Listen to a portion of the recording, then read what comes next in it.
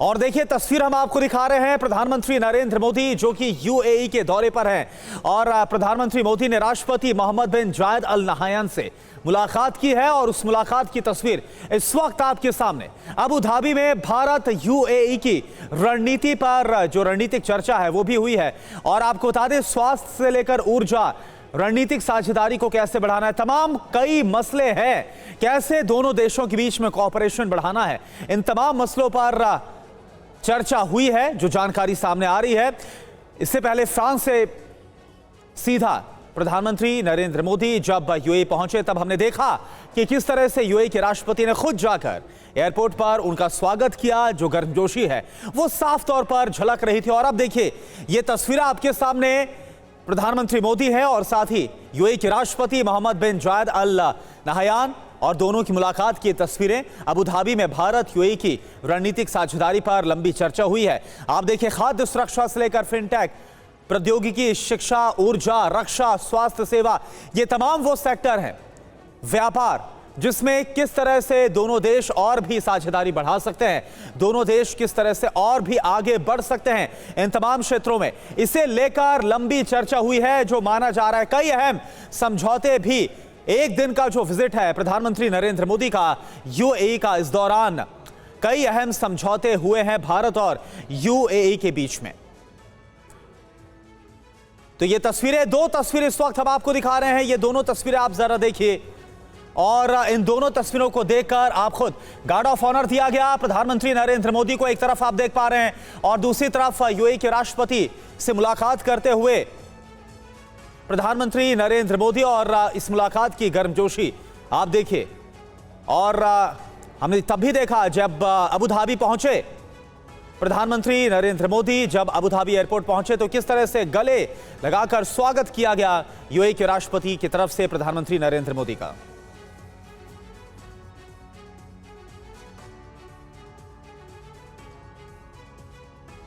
और चलिए अब खबरों में आगे बढ़ते हैं और बात करते हैं बाढ़, बारिश और सैलाब की, और इससे जुड़ी 25 बड़ी खबरें क्या है आपके सामने।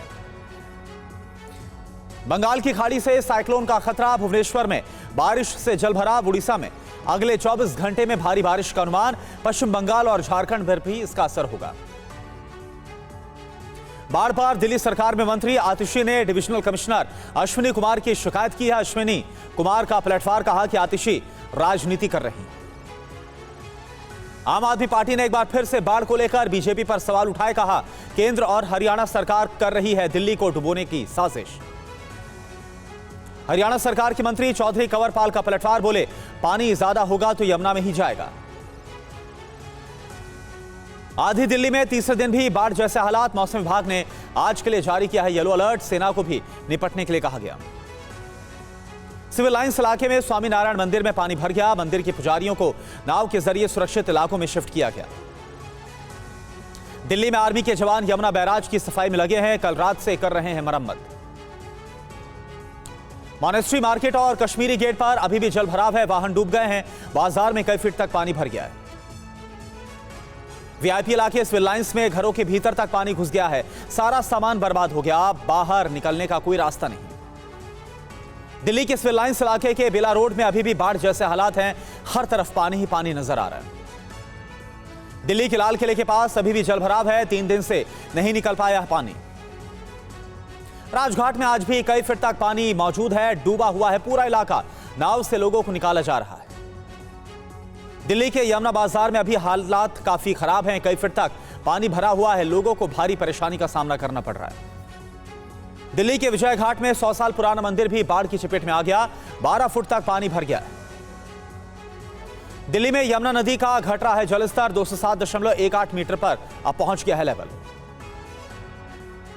दिल्ली के आईटीओ में अभी भी सड़क पर पानी भरा, ट्रैफिक की रफ्तार थम गई है, आने जाने वालों को काफी दिक्कत का सामना करना पड़ रहा है।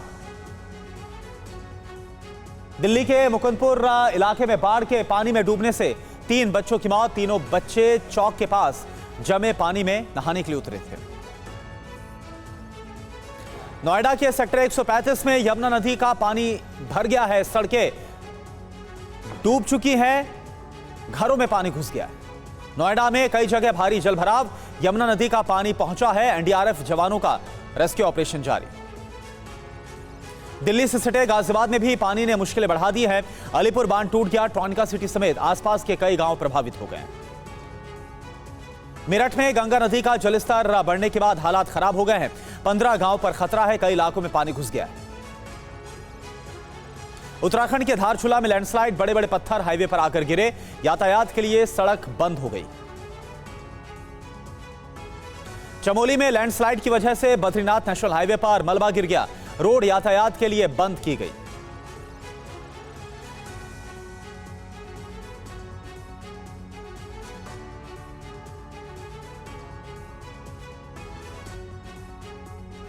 पाकिस्तान की सीमा पार करके हिंदुस्तान आ गए। आजाद मुल्क में आकर सीमा ने दुनिया को आप बीती बताई। ये डर भी लग रहा है और बहुत डर लग रहा है कि मुझे हिंदुस्तान अब सच में ना भेज दे, क्योंकि वो धमकियां दे रहे हैं। मुझे बहुत डर लग रहा है।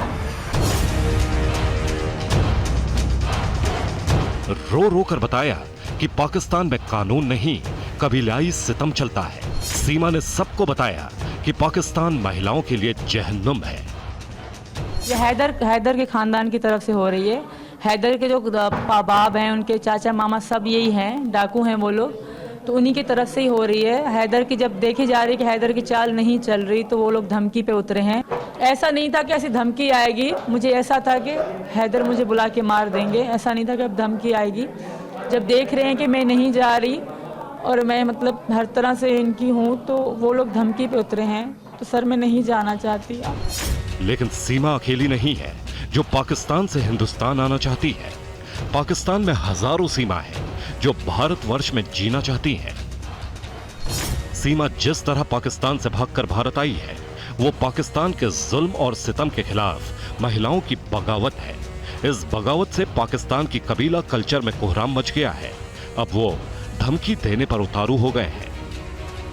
हमारा पीले हम जखरानी कबीले वाला है, हमारा लड़की इधर से गया है, तुम्हारा पाकिस्तान से गया, इंडिया में दिल्ली में गया, ये बात समझ लो।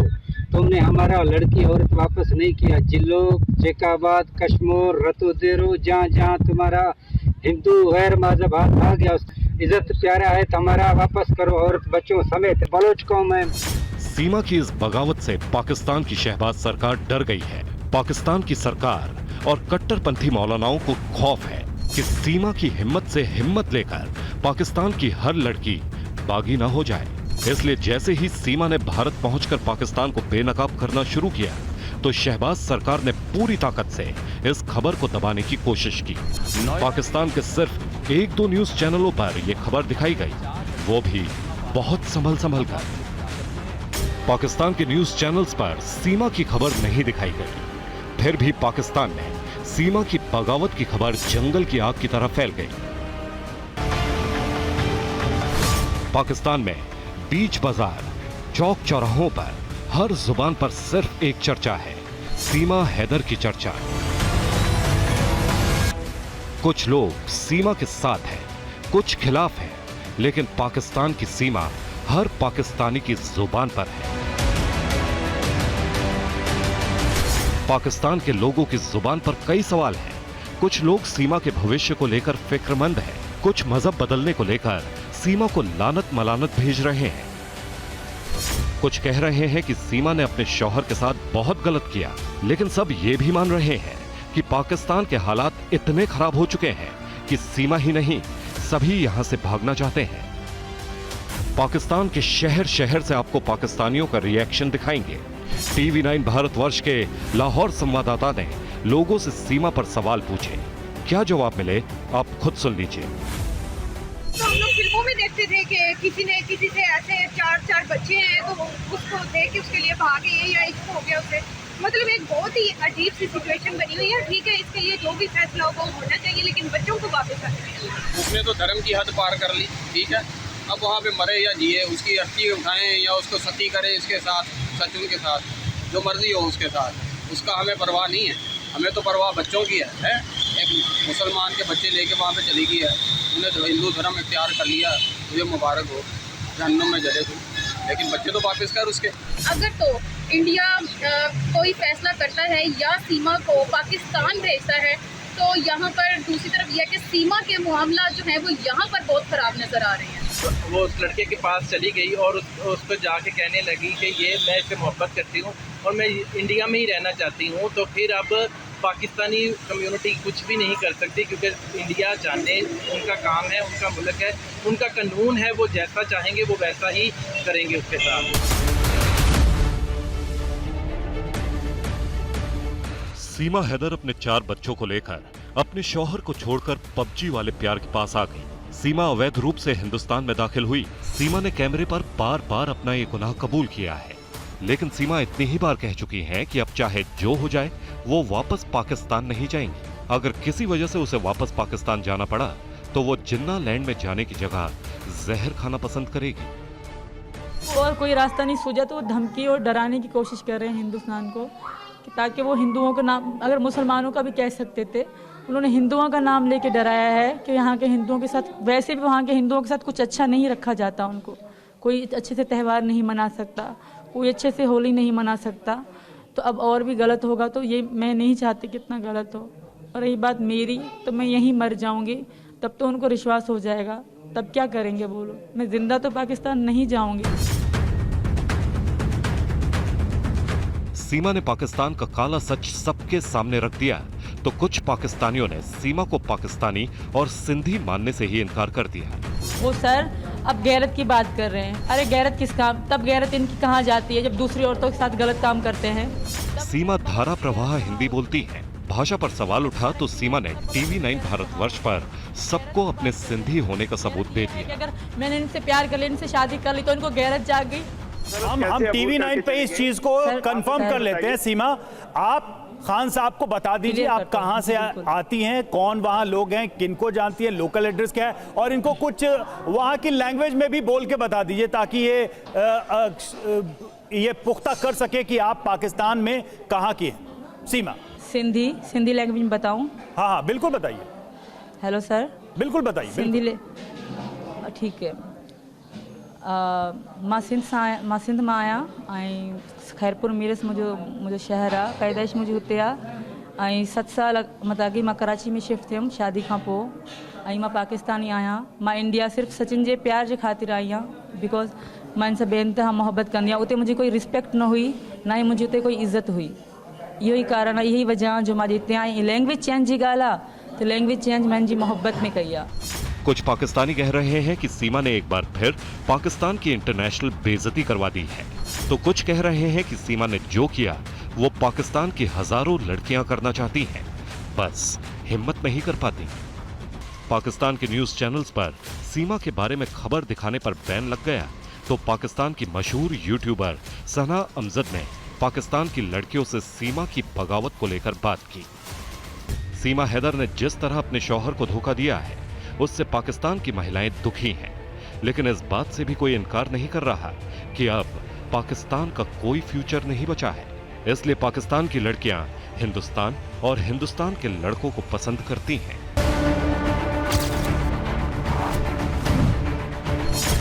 सीमा ने अपने शौहर गुलाम हैदर के साथ जो किया है उसकी पूरे पाकिस्तान में खूब आलोचना भी हो रही है।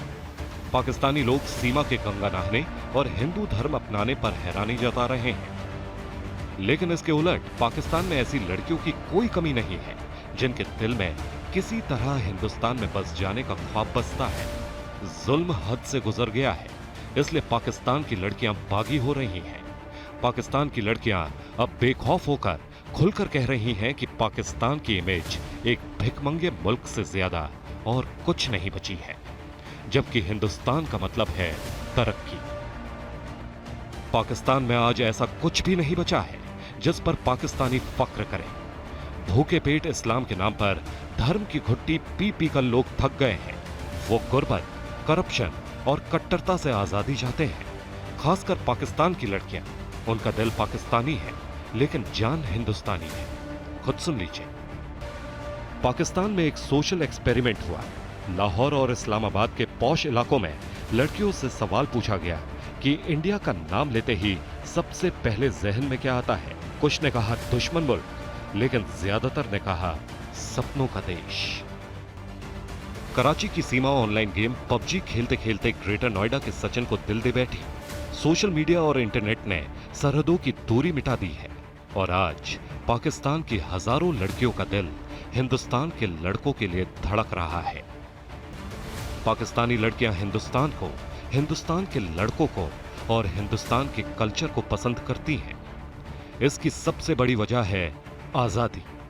पाकिस्तान टुकड़ों में बटा मुल्क है, जहां आजादी के नाम पर सिर्फ कट्टरपंथी मौलानाओं की तकरीरें होती हैं। लेकिन पाकिस्तान की लड़कियां जानती हैं, असली आजादी सिर्फ एक मुल्क में है और उस मुल्क का नाम है हिंदुस्तान। पाकिस्तान की लड़कियों को शाहरुख खान पसंद है, रणवीर कपूर पर वो जान छिड़कती हैं, हिंदुस्तानी फिल्में देखती हैं, भारत की संस्कृति को जीना चाहती हैं। देखिए, एक बार फिर से आपको ये तस्वीर हम दिखा रहे हैं, अबू धाबी की है, क्योंकि यूएई की यात्रा पर हैं प्रधानमंत्री नरेंद्र मोदी। और ये तस्वीर इस वक्त आपके सामने अबू धाबी के राष्ट्रपति के साथ जो मुलाकात है, उस मुलाकात की ये बेहद ही खास तस्वीरें जो कि लाइव इस वक्त आ रही है अबू धाबी से। राष्ट्रपति मोहम्मद बिन जायद अल नहयान से मुलाकात कर रहे हैं प्रधानमंत्री। भाई का भाई से मिलना इतना सहज, ये हमेशा हमेशा हृदय को छूने वाला रहा है। मुझे आपसे हमेशा एक भाई को बड़ा प्यार मिला है, अपने को बड़ा प्यार मिला है, और वो मेरे व्यक्तिगत जीवन की भी बहुत बड़ी अमानत है। हर मुलाकात में मैंने भारत के प्रति आपके स्नेह और निजी प्रतिबद्धता को महसूस किया है। पिछले कुछ वर्षों में जिस तरह से हमारे संबंधों का विस्तार हुआ है, उसमें आपका बहुत बड़ा योगदान है। आपकी विजनरी और बहुत क्लियर थिंकिंग ये इसकी सबसे बड़ी ताकत है। इसी वजह से भारत का हर व्यक्ति आपको एक सच्चे मित्र के रूप में देखता है। COP28 की भरसक तैयारियां आपके नेतृत्व में चल रही है। मैं आपके निमंत्रण के लिए आपका बहुत आभारी हूँ और मेरे लिए यहाँ आने का मैं मौका ही ढूंढता रहता हूँ। और ये COP20 में भी मैंने मन बना लिया है, मैं बिल्कुल आपके बीच में रहूंगा और मेरे लिए जो भी अपेक्षा होगी भारत का एक कमिटमेंट है, क्योंकि दुनिया में इतने बड़े संकट को हम जैसे दोस्त ज्यादा समझते हैं और इसलिए हम सब मिलकर के उसके रास्ते भी खोज सकते हैं। हमारा आर्थिक सहयोग भी निरंतर प्रगति हो रही है। पिछले वर्ष फरवरी में हमने कॉम्प्रिहेंसिव इकोनॉमिक पार्टनरशिप एग्रीमेंट पर हस्ताक्षर किया। हमने इस ऐतिहासिक समझौते पर मात्र 3 महीने में रिकॉर्ड समय में सहमत हुए। ये आपके क्लैरिटी और कमिटमेंट की वजह संभव ही नहीं, और इसके लिए मैं आपका जितना आभार व्यक्त करूं उतना कम। इस समझौते के बाद एक साल में हमारे द्विपक्षीय व्यापार में 20% की वृद्धि हुई। ये और हमने पहली बार $85 बिलियन का आंकड़ा पार कर दिया है और जल्दी ही हम $100 बिलियन का लक्ष्य भी हासिल करेंगे। और मैं तो चाहता हूं कि G20 के पहले हम एक बार इस लैंडमार्क को पार कर सकते हैं। अगर हम तय करें तो कर सकते हैं। और इसे दोनों देशों के बीच निवेश के लिए भी नए अवसर उत्पन्न हुए। यूएई का भारत एक सबसे चौथा सबसे बड़ा इन्वेस्टर देश है। यूएई की कंपनियां इंफ्रास्ट्रक्चर, रिन्यूएबल एनर्जी, स्टार्टअप जैसे महत्वपूर्ण क्षेत्रों में बहुत बड़ी मात्रा में भारत में निवेश कर रहे हैं। और मैं मानता हूं कि भारत का आज का स्टार्टअप वो कल का यूनिकॉर्न है, उसकी गारंटी। और एक बार वो यूनिकॉर्न बना तो देश दुनिया की इकोनॉमी को टेक्नोलॉजी की दुनिया में नए तरीके से लीड करने वाला है। और उसमें आपका सहयोग एक बहुत बड़ा मजबूत फाउंडेशन तैयार कर रहा है। एडीआई के द्वारा गुजरात की गिफ्ट सिटी में अपना ऑफिस बनाने के लिए हमने हमारे बजट में विशेष प्रावधान रखा है। हम गिफ्ट सिटी में डाटा एम्बेसी खोलने के आपके प्रस्ताव का भी हृदय से बहुत स्वागत करते हैं और मुझे लगता है कि डिजिटल एम्बेसी, डेटा एम्बेसी अपने आप में एक पाथ ब्रेकिंग व्यवस्था विकसित होगी। वर्तमान समय की जरूरतों के अनुसार हम अपना सहयोग और मजबूत करने के लिए नए इनिशिएटिव ले रहे हैं। दोनों देशों की करेंसीज में ट्रेड सेटलमेंट के लिए आज किया जा रहा एग्रीमेंट हमारे मजबूत आर्थिक सहयोग और आपसी विश्वास को दर्शाता है। और इसका महत्व कितना है कि आज हमारे आरबीआई के गवर्नर भी यहाँ मौजूद है, हमारी फेडरल बैंक के चीफ का यहाँ आना हमारे लिए बड़ा महत्वपूर्ण अवसर है। इससे आपसी व्यापार और निवेश को बहुत बड़ा बढ़ावा मिलेगा और मैं मानता हूँ कि पोस्ट कोविड एक नया वर्ल्ड ऑर्डर शेप ले रहा है। ये घटना भी इस नए वर्ल्ड ऑर्डर को शेप देगा, निमित्त बनेगा, सब बनेगा। हम भारत के यूपीआई और यूएई के इंस्टेंट पेमेंट प्लेटफॉर्म को आपस में जोड़ने पर बनी सहमति का हृदय से बहुत बहुत स्वागत करते हैं। हमें खुशी है कि सेंट्रल बैंक के मैसेजिंग सिस्टम को भी जोड़ने के लिए काम किया जाएगा। रुपे कार्ड को भी यूएई में लॉन्च करने पर कार्य बढ़ाया जाएगा। यह हमारी डिजिटल टेक्नोलॉजी में मजबूत सहयोग का जीवंत उदाहरण है।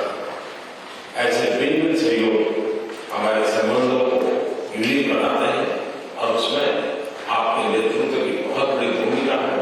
मैं फिर एक बार इस गर्व भरे जोश से स्वागत के लिए और इतने कम समय में इतने महत्वपूर्ण निर्णयों के लिए आपका हृदय से बहुत बहुत आभार व्यक्त करता हूं।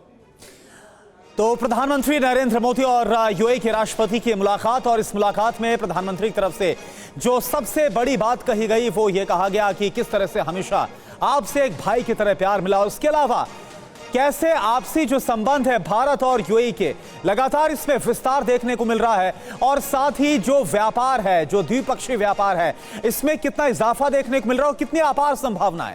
इन तमाम बातों का जिक्र करते हुए और भी तमाम बड़ी बातें प्रधानमंत्री की तरफ से कही गई हैं अलग अलग क्षेत्र में। किस तरह से दोनों देश आगे बढ़ते हुए नजर आ रहे हैं आपसी संबंधों में।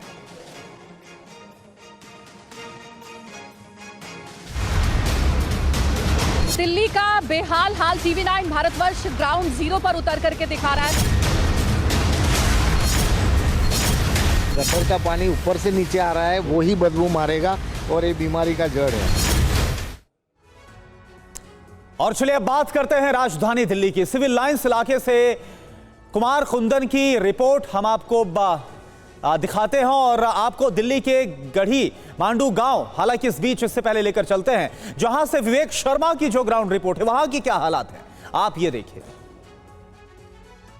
यमुना में बड़े जलस्तर की वजह से राजधानी दिल्ली के निचले इलाकों में बाढ़ जैसे हालात है। हालांकि फिलहाल कुछ पानी कम हुआ है लेकिन अभी भी खतरे के निशान से काफी ऊपर यमुना बह रही है। इस वक्त हम मौजूद है पुराने गढ़ी मंडू गांव में, जहां तस्वीरों में देख सकते हैं कि जहां तक नजर जाती है वहां पर आपको सिर्फ पानी ही पानी नजर आएगा और इस गांव में रहने वाले कई लोग यहां से सुरक्षित स्थानों की तरफ चले गए हैं। देख सकते हैं तस्वीरों में कि जो घर हैं वो पानी के अंदर आपको डूबे हुए नजर आएंगे। कुछ 2 दिन की पहले की बात करें तो काफी पानी जो है वो भरा हुआ था। हालांकि अभी थोड़ा पानी कम हुआ है लेकिन देख सकते हैं कि गेटों पर ताले लगे हुए हैं और अभी भी घरों के अंदर पानी भरा हुआ है।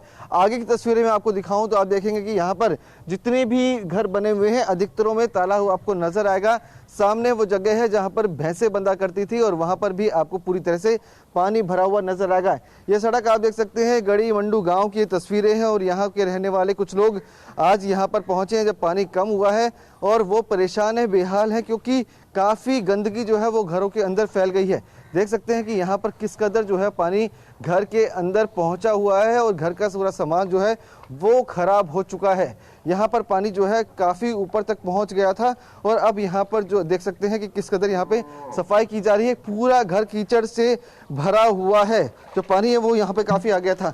ये कितना पानी यहाँ पे भर गया था आपके यहाँ पे? सब यहाँ तक हो गया, ऊपर तक।